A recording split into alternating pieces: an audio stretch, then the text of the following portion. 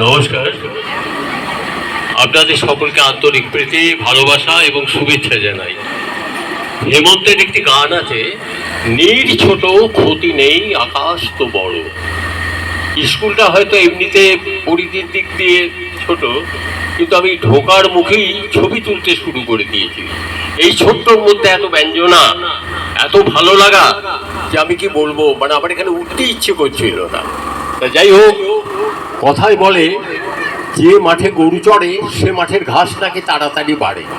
আর আমি বলি, যে স্থানের মঞ্চে শিল্পীরা চড়েন সে স্থানের সংস্কৃতি তাড়াতাড়ি বাড়ে। আপনারা এই সাংস্কৃতিক চেতনা বাড়ানোর দায়িত্ব নেওয়ায় আমি খুব খুশি।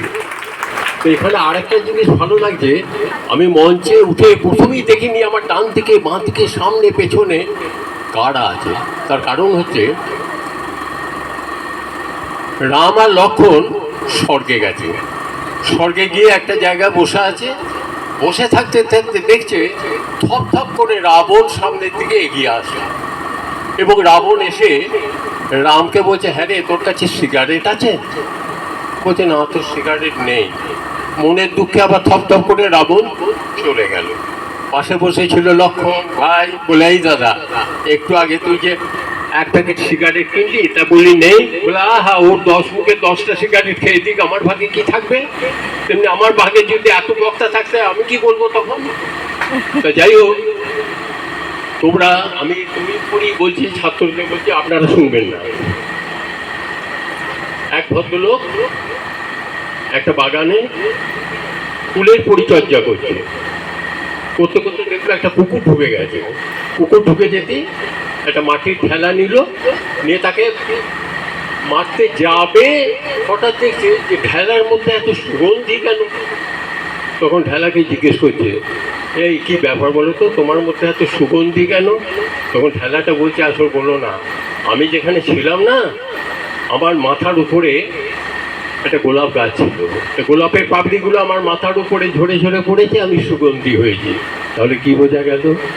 যে সুগন্ধির সঙ্গে থাকলে সুগন্ধি, ভালোর সঙ্গে থাকলে ভালো, খারাপের সঙ্গে থাকলে খারাপ। আমি নিশ্চিত যে তোমরা একটা ভালো জায়গায়, এই সুন্দর পরিবেশে আছো। আমি দেখছি তো এখানকার তোমাদের যারা শিক্ষক শিক্ষিকা অত্যন্ত মনোযোগী, কাজে তোমরাও এদের সঙ্গে ভালোই থাকবে। এখন অনেক বক্তা আছে, আমি এখানেই ছেড়ে দিই।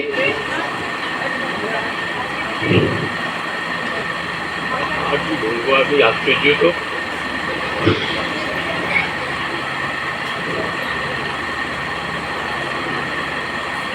যে কোনো সংস্থা বা সংঘের একটা জন্ম থাকে, সেই কারণে তার কিছু ইতিহাসও থাকে।